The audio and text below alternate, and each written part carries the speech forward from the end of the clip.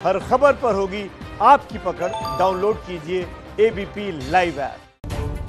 देखिए, बिहार में जल्द चुनाव होने वाले हैं और राजनीति जो है वो पूरी तरीके से गर्म है। बिहार के पूर्व डीजीपी पांडे जी, जिनकी चर्चा कुछ दिन पहले उनके बयानों की वजह से हो रही थी, वर्दी उतारकर पांडे जी राजनीति के अखाड़े में उतर रहे थे। लेकिन बीजेपी जेडीयू के गठबंधन का ऐसा दांव चला कि गुप्तेश्वर पांडे जी चुनाव से पहले ही हार गए, और हारे भी किससे? एक हवलदार से। पांडे जी इस उम्मीद में माहौल बनाए हुए थे कि चुनाव में बक्सर से विधानसभा का टिकट मिल जाएगा, लेकिन समझौते में ये सीट चली गई बीजेपी के पास और पांडे जी की उम्मीदों को चतुर्वेदी जी ने चौका लगाकर बाउंड्री से बाहर कर दिया।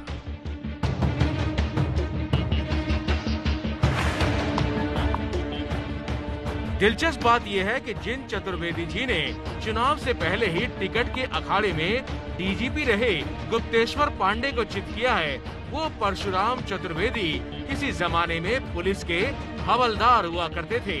यानी बिहार की इस लड़ाई में पूर्व डीजीपी पर भारी पड़ गया उनके ही विभाग का पूर्व हवलदार।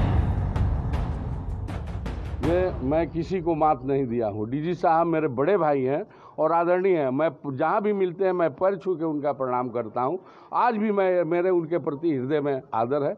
इस पर उनके प्रति मेरा कोई टिप्पणी नहीं है। मेरे बड़े भाई हैं, मैं सहोदर भाई उनको मानता हूँ। हमेशा जब भी मिले हैं, भैया हम तो आपका सहोदर छोटा भाई है, और पैर छू के प्रणाम करता हूँ। मुझे आदर भी देते हैं, छोटा भाई मानते हैं।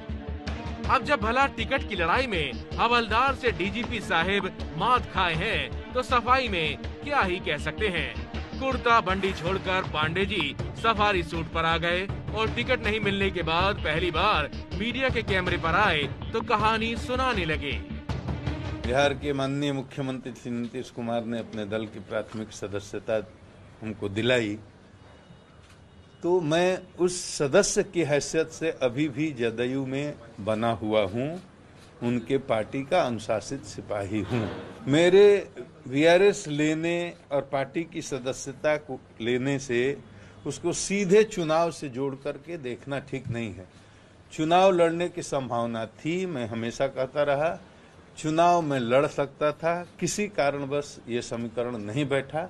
राजनीति में बहुत सारी मजबूरियां होती हैं, तो मैं इस बार विधानसभा का चुनाव नहीं लड़ रहा हूं, लेकिन मैं एनडीए के साथ हूं और एक राजनीतिक पार्टी का कार्यकर्ता हूं, पॉलिटिकल आदमी हूं। तो पॉलिटिक्स में सबकी भूमिका निर्धारित होती है। अब पार्टी मेरी जिम्मेदारी तय करेगी और जो जिम्मेदारी तय करेगी उसको निष्ठापूर्वक मैं उसको निभाऊंगा। जहाँ तक मेरे बारे में आपकी जिज्ञासा होगी, तो मेरे बारे में एनडीए के लोग सोचेंगे कि क्या करना है, मुझे अपने बारे में कुछ नहीं सोचना है।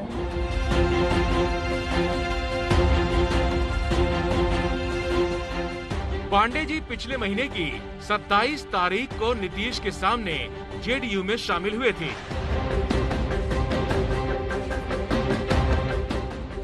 चर्चा विधानसभा चुनाव से लेकर लोकसभा के उपचुनाव में उतरने की हो रही थी।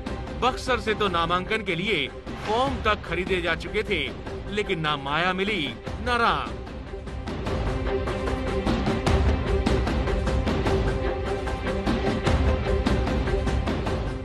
न विधानसभा का उम्मीदवार बन पाए, न ही लोकसभा के लिए रास्ता खुला।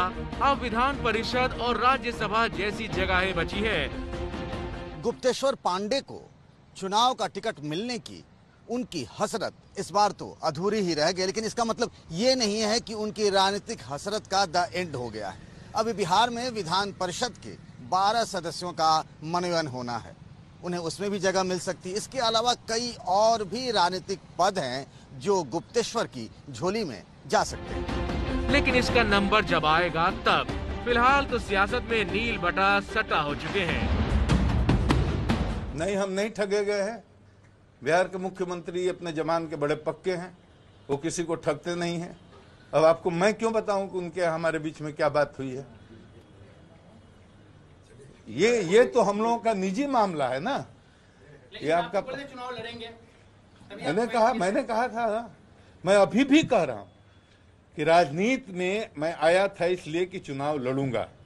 मैंने हमेशा कहा चुनाव लड़ने की प्रबल संभावना है, लेकिन दूसरी जो बात कही वो आपने नहीं सुनी, पहली बात पकड़ ली। मैंने भी कहा कि राजनीति के समीकरण ऐसा होते हैं कि कभी कभी आप जिस तरह से चाहते हैं उस तरह से चीजें मूव नहीं करती हैं, उसमें हेर फेर हो जाता है।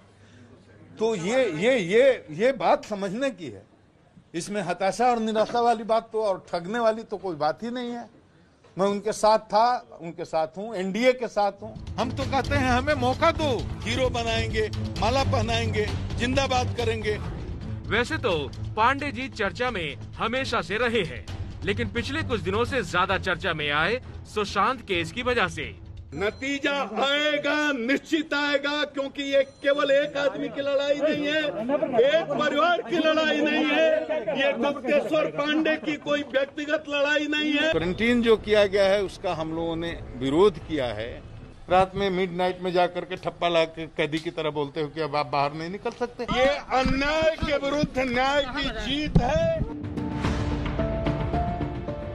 सुशांत केस की जांच के लिए बढ़ चढ़कर उन्होंने अपनी भूमिका दिखाई। पांडे जी की राजनीति का ही नतीजा रहा कि केस की जांच सीबीआई तक पहुंच गई। रिया चक्रवर्ती को लेकर तब पांडे जी ने चैनलों पर घूम घूम कर काफी कुछ कहा था।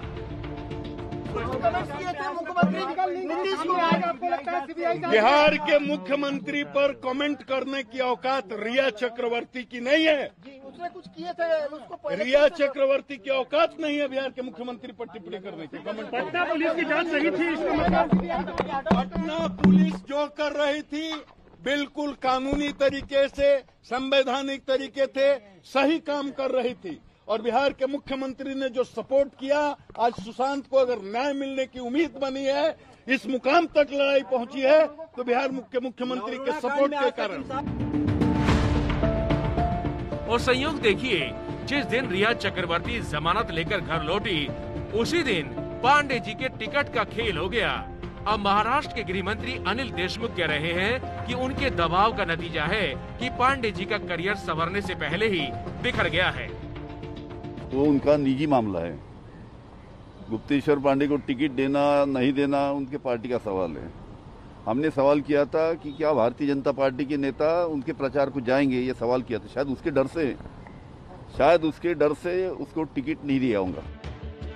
असल में सूत्र ये बता रहे हैं कि महाराष्ट्र में बीजेपी सरकार बनाने की संभावनाएं तलाश रही है और बिहार में बीजेपी की बक्सर सीट से अगर गुप्तेश्वर पांडे को टिकट मिल जाता तो फिर महाराष्ट्र में बीजेपी नेताओं को दिक्कतों का सामना करना पड़ सकता था, क्योंकि गुप्तेश्वर पांडे ने पिछले दिनों सुशांत मौत मामले में महाराष्ट्र की पुलिस पर कई तरह के गंभीर आरोप लगाए थे।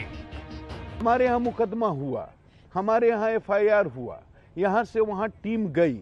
अगर टीम को बुला करके बोल देते आपका जुरिस्डिक्शन नहीं है, आपको हम इन्वेस्टिगेशन नहीं करने देंगे, हमारी टीम वापस आ जाती, फिर हम कोई कानूनी रास्ता अख्तियार करते। हमने बेटर कोऑर्डिनेशन के लिए एक आईपीएस ऑफिसर को भी भेज दिया। अगर आईपीएस ऑफिसर को भी सुबह बुला करके वहाँ के पदाधिकारी बोलते कि हम आपको इन्वेस्टिगेशन नहीं करने देंगे, आप वापस चले जाइए, तो हम कोई कानूनी रास्ता अख्तियार करते। लेकिन जिस तरह से मध्य रात्रि में बीएमसी के अधिकारियों ने जाकर के कैदी के तरह क्वारंटीन किया, उसके बाद मैंने मोर्चा खोला और बोलना शुरू किया। और जो उन्होंने किया गलत किया। पूरे महाराष्ट्र में लोगों के, वहाँ के मराठी भाइयों के सैकड़ों की संख्या में हमको फोन आए। कोई अपनी गाड़ी देने के लिए ऑफर कर रहा है, कोई अपना घर देने के लिए ऑफर कर रहा है, अनुसंधान में सहयोग करने के लिए ऑफर कर रहा है। तो महाराष्ट्र में भी लोगों को इतना ही दुख है सुशांत के जाने का जितना बिहार में या देश के अन्य हिस्से में। तो मेरी केवल जीत नहीं है, बिहार पुलिस की जीत नहीं है, ये पूरे देश की जीत है। बीजेपी की विरोधी पार्टियां इस तरह के बयान को मराठी भावना से जोड़कर देखने लगी थीं। वैसे ये मुख्य कारण रहा हो या फिर ना रहा हो, सच्चाई ये है कि इस वक्त गुप्तेश्वर पांडे पैदल हो चुके हैं। 2009 में भी वीआरएस लेकर चुनाव लड़ने के लिए निकले थे, लेकिन हाथ मलते रह गए। इस बार भी उनके साथ वही हुआ।